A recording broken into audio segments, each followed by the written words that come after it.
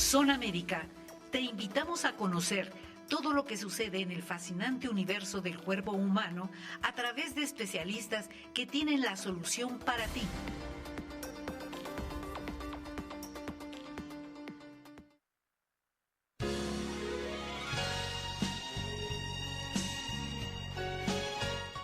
¿Qué tal? Muy buenas tardes. Bienvenidos a una emisión más del programa En Opinión de un Médico Nikkei.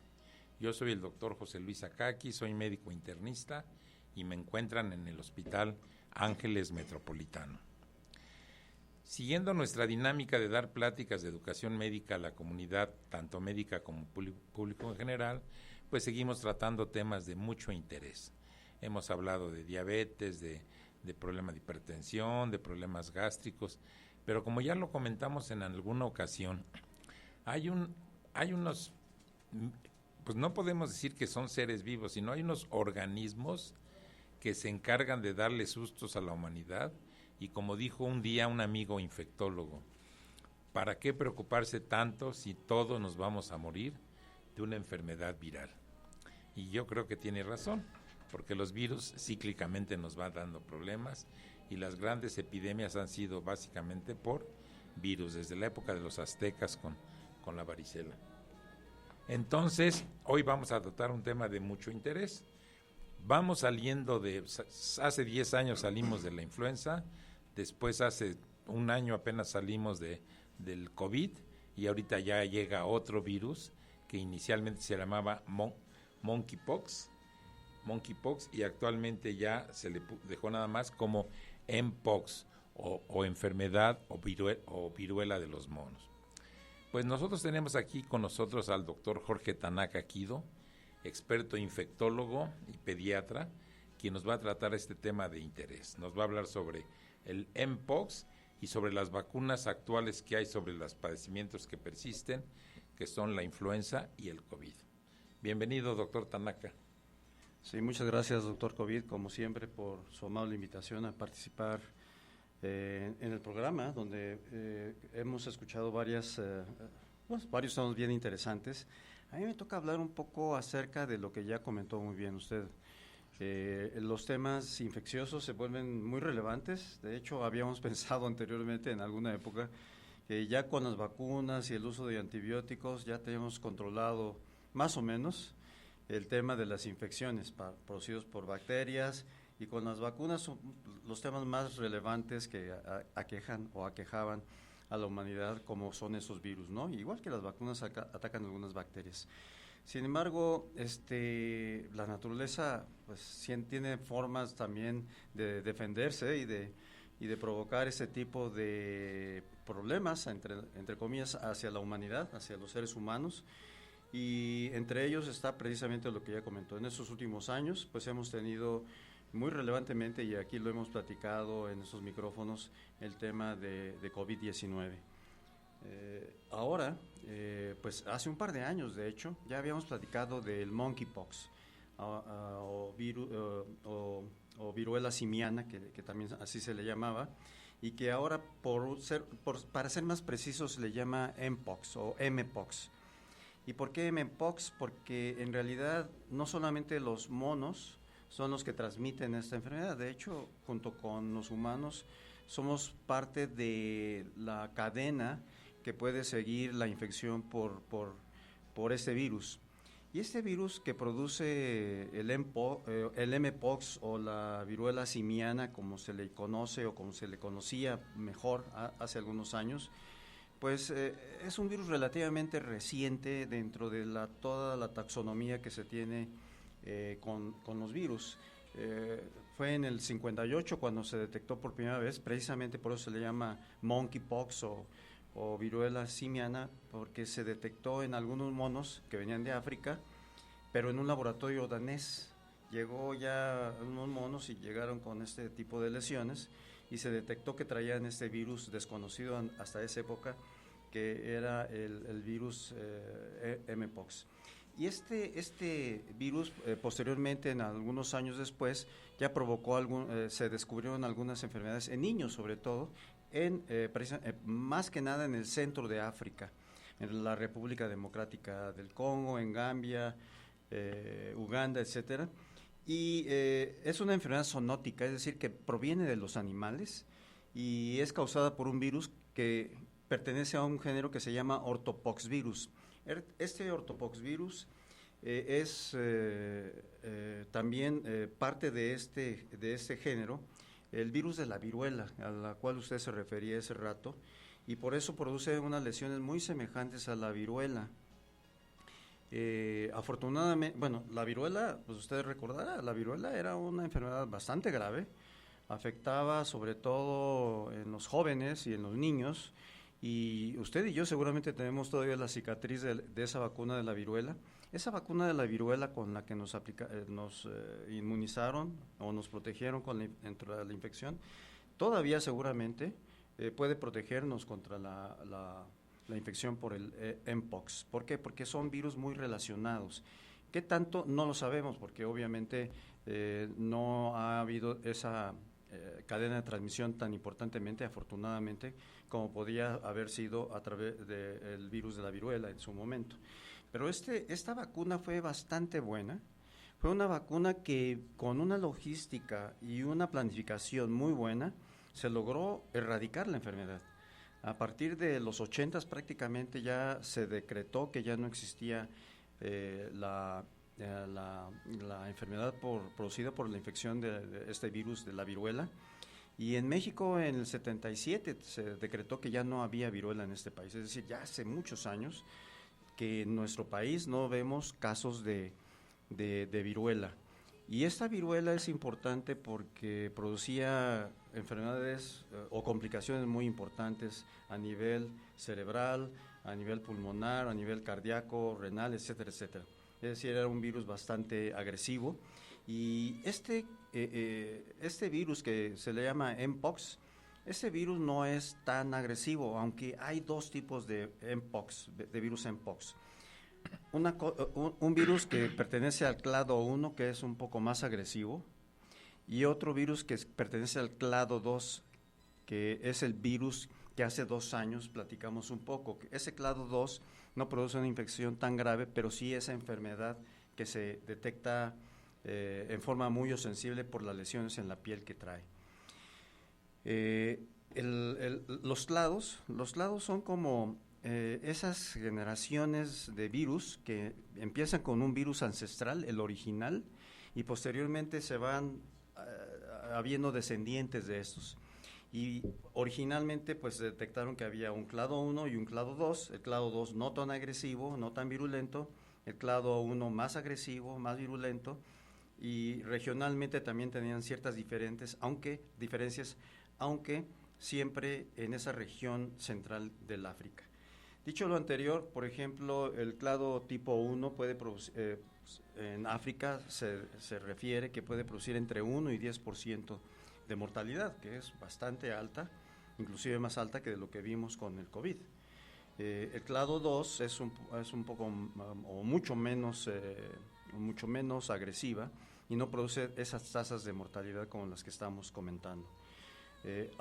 La vez anterior, hace 2 años, que también se decretó una emergencia sanitaria internacional por parte de la OMS, pues era un clado 2, o sea, no era tan agresivo, aunque se presentaba sobre todo en población muy específica, que era aquellas personas que tenían un roce muy íntimo, muy estrecho, piel a piel, es decir, sobre todo en aquellas personas que tenían sexo, hombres que tenían sexo con otros hombres. Entonces, se aisló de alguna manera en este grupo poblacional y hasta ahí poco a poco se fue controlando. En México, por ejemplo, sí hubo un pico en esos años previos, hace un par de años, y posteriormente ha ido bajando este Mpox, aunque todavía estamos viendo casos de Mpox debido al clado 2, el que es menos agresivo. El clado 1, que recientemente fue detectado y en este mes de agosto todavía, el 14 de agosto, la OMS decretó que era una emergencia sanitaria internacional nuevamente por la presencia de este nuevo clado, o clado 1, pero ahora con ciertas variantes, por lo tanto se le llamó clado 1B. Este clado puede afectar no solamente a ciertos grupos poblacionales, también se ha visto en los niños. Y sí está provocando una mayor cantidad de infecciones, por ejemplo, en niños, que de lo que se detectó con el clado 2. Una pregunta, ¿qué hay de cierto que el virus cuando muta, en cada mutación va perdiendo agresividad? Lo vimos con el COVID, que los primeros casos de COVID fueron gravísimos y los que vemos en la actualidad ya no son tan graves.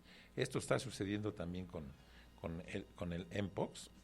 Pues porque ahorita veo que ya hay otro resurgimiento, pero que es más agresivo que el de hace 2 años. Sí, porque este es un clado 1 que tradicionalmente, desde que se detectó que había 2 clados, siempre ha sido más agresivo que el clado 2.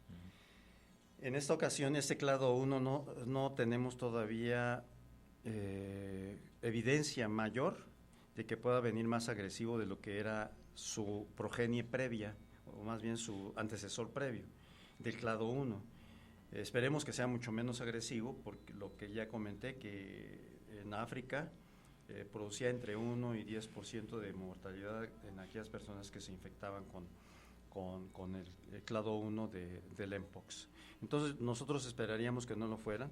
Aparentemente parece que puede ser así, sin embargo falta todavía ver si hay una mayor situación epidemiológica de mayor cantidad de personas afectadas. Para mí en lo personal, pues yo como pediatra, pues me preocupa que también los niños están teniendo esta enfermedad, ¿no?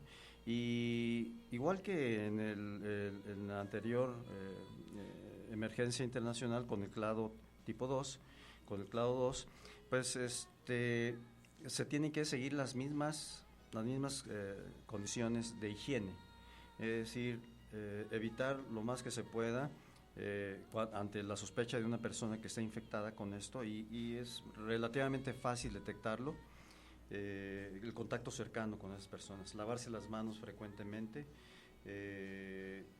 También se puede transmitir a través de los fomites famosos, que es decir, todas aquellas cosas que uno utiliza en el día a día por una persona infectada, esas no se pueden, utilizar por otras personas, ni la ropa propia de la persona, ni tampoco las sábanas, por ejemplo, las colchas, la almohada donde duermen estas personas, ¿no? Esto pues para fines de que no se pueda transmitir el virus de persona a persona, y sobre todo por esta relación más estrecha entre ellas, ¿no? ¿Cuáles son los síntomas iniciales para ver si hay riesgo de adquirir esa enfermedad antes de que aparezcan las lesiones, que son muy típicas cuando aparecen en piel? Bueno, el periodo de incubación es de 5 días a 21 días, más o menos. Es decir, desde que se infecta hasta que aparecen los primeros síntomas. 5 a 21 días, cuando ya se estuvo en contacto con una persona, y después entre 5 y 21 días pueden aparecer algunos síntomas. Y a estos síntomas le llamamos pródromos o síntomas prodrómicos. Ahí puede haber pues un poco de malestar general, fiebre que puede estar de 38 o más de temperatura, dolor de cabeza, dolores musculares, y básicamente sería eso. O sea, síntomas muy generales que puede ser producido por cualquier infección aguda viral. Pero después, estos pródromos duran alrededor de 3 o 4 días. Y después de esos días empiezan a aparecer ya las lesiones cutáneas, que son lo más ostensible. Físicamente, ¿cómo serían para describirle a nuestro público esas lesiones? Sí, esas lesiones son, ustedes seguramente han visto fotos de aquellos pacientes que han tenido viruela, o sea, fotos muy antiguas de la época de los 40, 50, 60 inclusive, donde hay una gran cantidad de lesiones en la piel. Y esas lesiones en la piel inician como lo que los médicos decimos una mácula, es decir, una manchita que está diseminada inicialmente en la cara y posteriormente se disemina rápidamente en el tronco y las extremidades. Y esas manchitas rápidamente evolucionan a lo que le llamamos pápulas y vesículas. Una pápula es como un levantamiento de la piel, así como de 2 o 3 milímetros, un levantamiento, pero rápidamente ese levantamiento se convierte en una vesícula, que es esas ampollitas que contienen un líquido claro, y posteriormente estas pápulas y después vesículas se pueden, o se convierten más bien, porque es parte de la evolución natural de la enfermedad, se convierten en pústulas. Y estas pústulas se refieren precisamente a que parece unas lesiones. Estas ampollas ya no tienen ese líquido transparente, sino que tienen un líquido más opaco, como si fuera pus, y estas pústulas posteriormente, con el tiempo, también ya empiezan a desaparecer. Esto dura aproximadamente entre 2 y 3 semanas, ¿eh?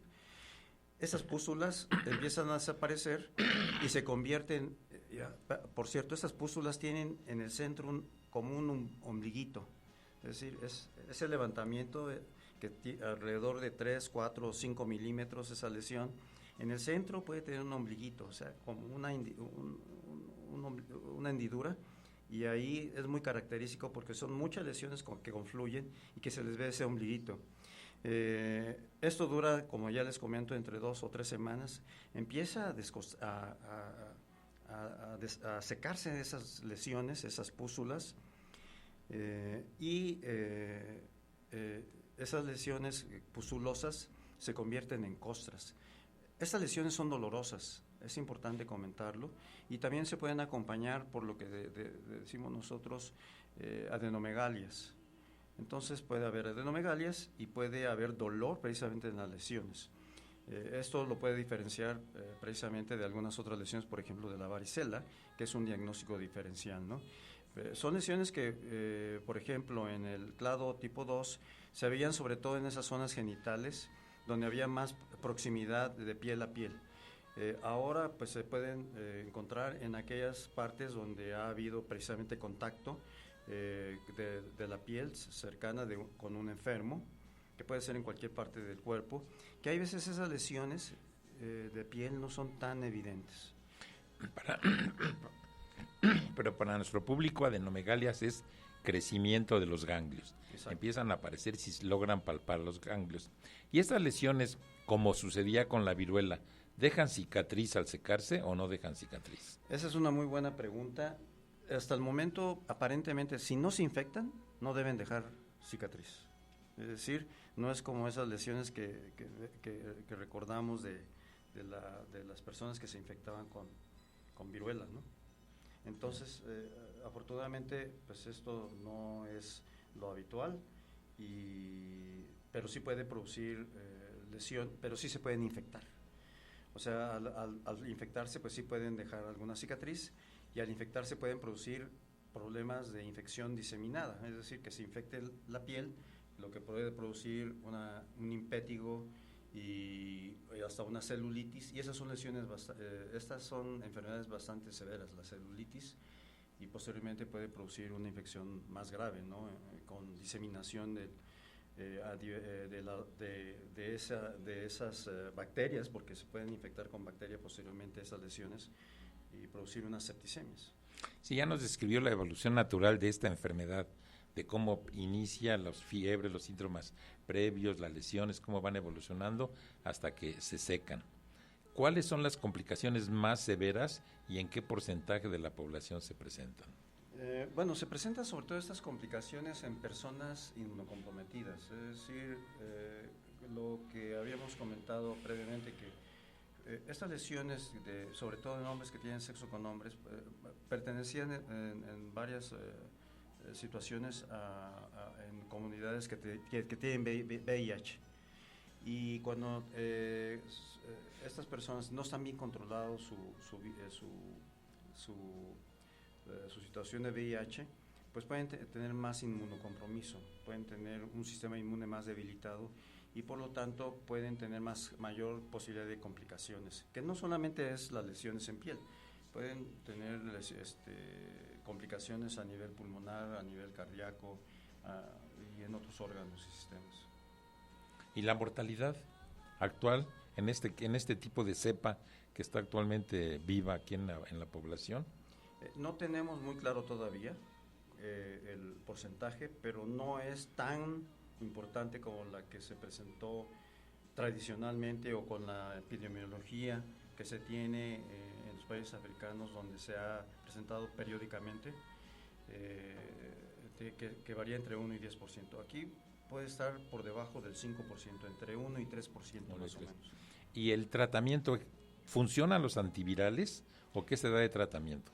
Sí, tampoco tenemos muy claro. Hay algunos tratamientos que no tenemos, pero el Cidofovir, por ejemplo, el Cidofovir se ha tratado de utilizar o se piensa que puede ser útil, y algunos otros antivirales que todavía están en etapa experimental. O sea, no hay un tratamiento con una indicación precisa para estos pacientes. Entonces, todavía no hay, digamos, un tratamiento específico, ni en México, me parece, contamos con alguno de ellos. Los antivirales tradicionales que conocemos, como el aciclovir, el celtaferón, el anciclovir, no tienen ningún efecto. Aparentemente no. Esos tratamientos aparentemente no. No es como la varicela, ¿no? Que de repente ese tipo de medicamentos funcionan. Son totalmente diferentes los virus en este caso. Y lo que sí está recomendando, sobre todo en aquellos países que se tiene la vacuna y que han podido adquirirla porque la producción es muy limitada, la vacuna que está dirigida, bueno, es una vacuna vaccinia que le llaman, que digamos es un tipo muy parecido al de la viruela, es un virus muy semejante a la misma. Esta vacuna vaccinia sí puede proteger contra el virus de Mpox. Y por ejemplo, pues en los Estados Unidos de Norteamérica pues existe una reserva especial para aquellas poblaciones de mayor riesgo, ¿no? Aquí en México, hasta donde yo tengo entendido, no tenemos todavía esa reserva de vacuna contra Mpox. Entonces, dentro de ya, teniendo un caso en la familia, las indicaciones que son aislamiento total. Aislamiento total, sí. ¿Qué otra cosa? Básicamente eso, o sea, que esté en su habitación, en su cama, con totalmente aislado de contactos cercanos, porque también se puede transmitir por ese contacto cercano a través de las gotas de la saliva. Y por lo tanto hay que también evitar que exista ese contacto de gotas de la saliva, de preferencia tal vez utilizar un cubrebocas, lavado de las manos frecuentemente después de estar, por ejemplo, en contacto con la ropa, pues lavarla muy bien y utilizar cubrebocas. Lavado de manos, como le dije, es lo más recomendable posible, y básicamente serían medidas higiénicas generales. No hay algo que se pueda recomendar extra en esto. Entonces, es más frecuente en los pacientes que tienen una inmunosupresión. El caso más característico es los portadores de VIH, también aquellas personas que tienen un trasplante y que por lo mismo están recibiendo sustancias que bloquean el sistema inmune. Y, por ejemplo, sabemos que los diabéticos mal controlados están inmunosuprimidos, o sea, su sistema de defensas está disminuido. También ellos son potencialmente sujetos de padecerlo. Sí, cualquier persona que tenga algún grado de debilidad inmunológica por cualquier circunstancia, que puede ser por una enfermedad crónica como diabetes o por el uso de algún medicamento, sí se recomienda que no extremaran más las medidas con ese tipo de personas.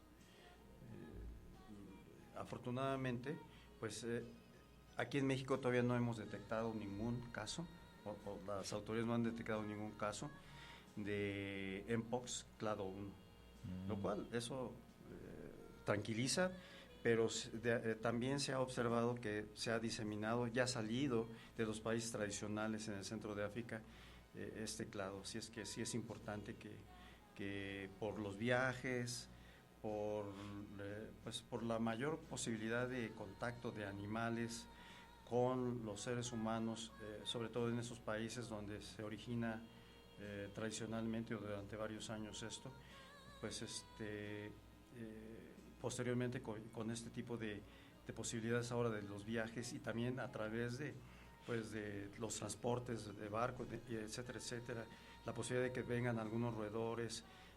Ahorita me acordé, por ejemplo, en Estados Unidos en el 2003 precisamente hubo una infección por el mpox en perros de la pradera. ¿Y por qué en perros de la pradera? Porque se infectaron esos perros de la pradera que los utilizaban como mascotas por unas ratas que se llaman ratas de Gambia, que también son muy lindos, y se los trajeron como animales exóticos y se mezclaron con los perros de la pradera y pues afortunadamente ya no se logró diseminar más ese virus. Pero con este tipo de diseminación, con la posibilidad de viajar constantemente, pues hay ese riesgo de que un animal, otra vez, es una zoonosis, y la zoonosis precisamente es que un animal infecta a un ser humano, una zoonosis se transmita más rápidamente a un ser humano y de ahí de humano a humano a través de sus contactos cercanos. Interesante. Y ahora que uno ve tanta convivencia del ser humano con animales de mascotas, pues ahí si llega a haber una epidemia que afecte, por ejemplo, a los perros, pues va a ser un peligro muy fuerte porque hay mucha convivencia. Sí, esto se ha visto sobre todo en los mamíferos roedores, y las ratas esas que le digo que son muy lindas de Gambia, los perros de la pradera que son ardillas también. Esos animales son los que son más propensos a tenerlo, igual que a nivel de, digamos, simios, pues, los monos, y nosotros los seres humanos también podemos ser parte de la transmisión, ¿no? De la cadena de transmisión. Para dar por terminado este tema, antes de pasar a lo de vacunas, ¿qué recomendaciones se le da a la gente para prevenir una probable infección? Pues mire, pero primero, todavía no hay casos detectados por el clado tipo 1.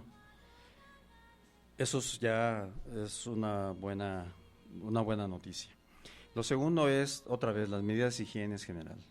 Si hay sospecha de que una persona pueda tener ese tipo de lesiones en cualquier parte del cuerpo, hay que aislar a la persona para que la persona no pueda contagiar a otro tipo de personas. Esto tiene que tener un contacto cercano, de piel a piel, o contacto cercano a través de la saliva. Otra vez es digamos, el hablar muy cercanamente, estar en contacto mucho tiempo con una persona platicando, pero también a través de un beso. Este tipo de contactos son los que hay que evitar para que no pueda suceder. Básicamente es saber que una persona pueda tener esta posibilidad de infección. Son esas lesiones, otra vez, características en la piel, que si una persona detecta que lo tiene que avisar, tiene que decir que tiene esas lesiones y tiene que ir con su médico. Tiene que el médico lo revise y que diga, tengo la sospecha de esto. Y después de eso, pues se le toman muestras de esa lesión para que se manden a los laboratorios. Aquí en México tenemos muy buenos laboratorios, por ejemplo el INDRE, que es capaz de hacer este tipo de diagnóstico también de este virus de mpox. Pues muchas gracias de este primer tema. El segundo tema era nada más una pequeña actualización sobre cómo estamos en vacunación, tanto influenza como COVID. Sí, y gracias, doctor, porque la verdad es que siempre es bueno recordar a las personas, a todos nosotros, de que cada año deberíamos vacunarnos contra la influenza. Siempre, periódicamente, vengo y le platico un poco del virus de la influenza, que muta mucho y que por lo tanto hay que vacunarse periódicamente, y que pues la influenza, sobre todo en personas, otra vez, que tienen ya cierto grado de deterioro inmunológico, pues pueden tener mayor posibilidad de tener complicaciones de la influenza, ¿no? Entonces, pues hay poblaciones de mayor riesgo que requieren necesariamente una vacuna, pero todas las personas pueden tener una vacunación contra influenza. A nivel público, pues hay posibilidades. Cada año se compran alrededor de 35 o 40 millones de dosis de vacuna de influenza, pero frecuentemente no alcanzan. Pero también a nivel privado se puede uno vacunar contra la influenza. En esta ocasión hay la vacuna que viene es una vacuna de 3 antígenos nada más. Habíamos el año pasado, creo que hablamos de la tetravalente. Este año no hay necesidad. Una de las cepas, la cepa B Yamagata, pues no ha aparecido desde el 2020. Entonces, lo que están recomendando las autoridades expertas en esto es de que la vacuna no tiene por qué ser cuádruple actualmente, sino que solamente que venga con 3. Entonces, este año lo más probable es que nuestra vacuna sea de 3 valencias nada más, es decir, de 3 tipos de virus. H1N1, lo que en México ya conocemos muy bien, la H3N2 y un antígeno, un virus B de la influenza. Eso es muy interesante porque el año pasado lo vimos y el antepasado, que todos que pedían que les pusieran la tetravalente, o sea, si son 4 es mejor que 3 y entonces todo el mundo pedía la tetravalente. Qué bueno que se aclare esto, que ya no es necesario y que la trivalente sí va a funcionar. Exacto, y un buen parámetro, digamos un buen termómetro, es lo que ya esto está sucediendo en Australia. En Australia se ha visto que estas cepas que trae la vacuna han sido bastante eficaces. Entonces, ahora que nos va a tocar a nosotros en nuestra temporada invernal, de otoño-invierno, pues, esta es la misma vacuna que se aplicó en Australia y parece que fue bastante buena. Porque hay temporadas que dependiendo de cómo se detecte qué virus viene, hay vacunas que sí le atinamos muy bien y hay veces que no le atinamos tan bien, porque siempre hay que tener esa vigilancia epidemiológica para detectar qué virus puede ser, o virus, porque son 3 en esta ocasión, son los más prevalentes. Y un buen termómetro es lo que está sucediendo, o lo que sucedió en Australia y lo que nos va a suceder ya en nuestra temporada de influenza que empieza desde el otoño, invierno y principios de la primavera, ¿no? Es una vacuna bastante buena, digamos que te protege para ir al médico en alrededor del 60% de los casos y se debe aplicar en personas, sobre todo como ya comenté, que tenemos una mayor susceptibilidad a tener una infección grave, porque la complicación de la influenza generalmente es neumonía, ¿no? Neumonía y que se puede complicar por algo bacteriano también, una neumonía bacteriana, y con todas las complicaciones posteriores, temas cardíacos, temas a nivel encefálico, etcétera, etcétera, o sea, en el sistema nervioso central. Entonces sí es importante recordar que esta vacuna es necesaria cada año, la de la influenza. Nosotros en la comunidad japonesa ya desde hace muchos años, ya más de 10, yo creo que más como 15, hacemos la vacunación para las personas de la tercera edad, que son las más susceptibles, y si nos alcanzan las dosis ya lo aplicamos a población de menor edad, pero lo llevamos haciendo cada año y nos ha funcionado muy bien.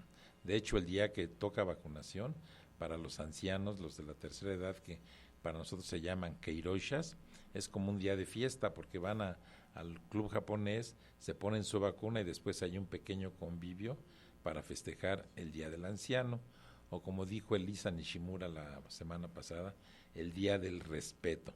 Es el respeto a las personas de la tercera edad. Y para finalizar, ¿cómo andamos de COVID?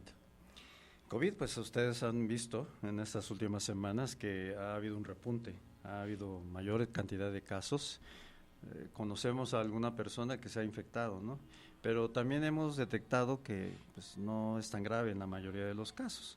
Y efectivamente lo que usted decía, ¿no? De que de repente con el tiempo aparentemente los virus ya no son tan agresivos, lo que hemos visto con COVID-19, ¿no? Pero lo de COVID-19 es importante, sí, es un tema genético, es un tema de que el virus está mutando, pero también es un tema de que estamos más protegidos actualmente, porque ya mucha gente se ha infectado varias veces, o por lo menos una vez, y porque hemos sido vacunados, y no solamente una vez, varias veces también. Esto hace una barrera precisamente para que el virus ya no sea tan potente, o sea, no tan agresivo, pero sí que no sea tan fácil que nos ataque, porque ya tenemos defensas nosotros, y eso es importante recalcarlo. La vacuna va a cambiar. en los Estados Unidos de Norteamérica por lo menos, ellos ya están pensando en 2 cepas, 2 subvariantes de Omicron, que van a ser las que van a utilizar para la vacuna. De hecho, ya están produciéndola. Se espera que esté a finales de septiembre en los Estados Unidos de Norteamérica. Supongo yo que aquí la vacuna de las 2 casas comerciales que hacen vacuna de RNA mensajero y otra vacuna que usa subunidades proteicas, en Estados Unidos van a producir suficiente cantidad de vacuna como para distribuir en muchas partes. Aquí en México ya están aprobadas para su comercialización, por lo menos la de Moderna y la de Pfizer, las 2 de RNA. Y pues bueno, esperemos que podamos contar con ellas también. Y yo me imagino también que a nivel de los centros de salud va a haber vacuna que conocemos ya, que está basada en las plataformas de las cepas originales de Wuhan, y que todavía siguen funcionando, pero la recomendación que han dado las autoridades del CDC de los Estados Unidos de Norteamérica, la CIP misma, es de que mientras más cercano esté las variantes de que se utilizan en las vacunas a las variantes que están infectando, es mucho mejor, va a proteger mejor contra ellas. La población general, aquí en México ya muchos tienen hasta 3 dosis de vacuna, de cualquier tipo, pero en las campañas. ¿Es recomendable ponerse una 4ª, una 5ª, una 6ª dosis de vacuna? Esa es una muy buena pregunta también. Hasta el momento, ¿quiénes son las personas que requieren más de estas vacunas? Vacunas, otra vez como influenza, personas susceptibles que tienen, digamos, su sistema inmune no tan competente como puede ser una persona joven, sana. Entonces, personas que tienen una cierta debilidad inmune, personas arriba de los 65 años de edad, personas que tienen diabetes, que tienen algún problema cardiopulmonar, problemas crónicos de enfermedad, esos sí requieren de la vacuna. ¿Por qué? Porque la vacuna sí dura cierto tiempo. Dura aproximadamente, con buenos niveles de anticuerpos, aproximadamente 6 meses. Y una infección, y las personas pueden ser más susceptibles a infectarse. Digamos que esta vacuna te protege entre alrededor de un 60% contra la infección. Se supone que la vacuna básicamente está hecha para disminuir los casos graves, severos, las hospitalizaciones y la muerte. Pero mientras más competente sea nuestro organismo, es mejor. Entonces, y las vacunas lo que hace es precisamente estimular nuestras propias defensas, ¿no?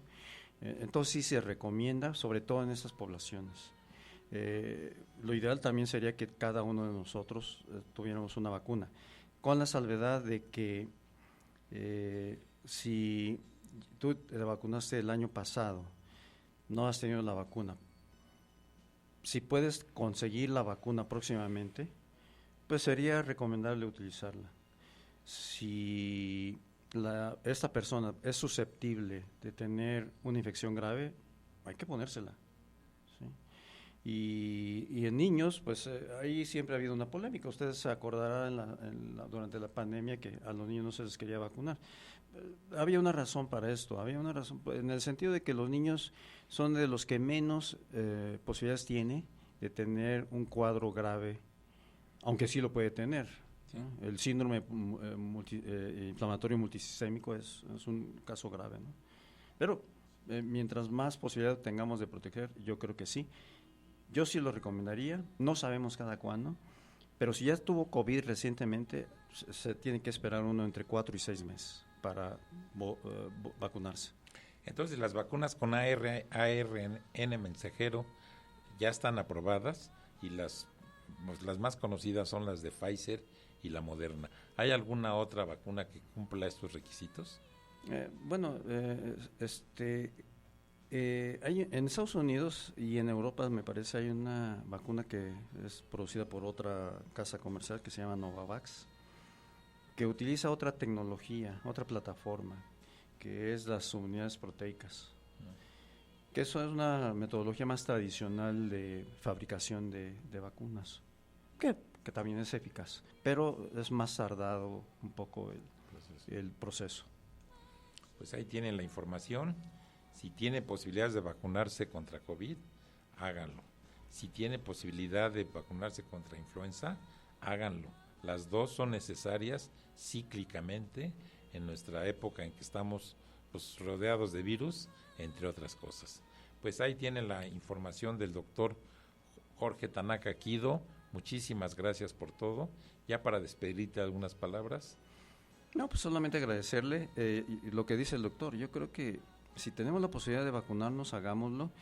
Ahorita hay COVID, entonces si se puede, pues está bien, pero no hay todavía esa vacuna que viene con estas cepas nuevas. Entonces yo diría que posiblemente vengan hasta noviembre, si bien nos va, y es una buena opción para vacunarse en esa época. Pues muy bien, pues muchísimas gracias. Yo soy el doctor José Luis Akaki, soy médico internista y a mí me encuentran en el Hospital Ángeles Metropolitano. El doctor Tanaka Kido no les da sus datos porque él no ejerce a nivel privado. Él es un investigador de laboratorio que está dedicado al mundo de las vacunas. Muchísimas gracias. Gracias, doctor Akaki. Buenas tardes.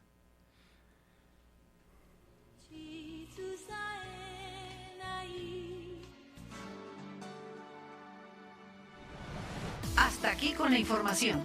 Los esperamos la próxima semana en Zona Médica. Zona Médica tiene la solución.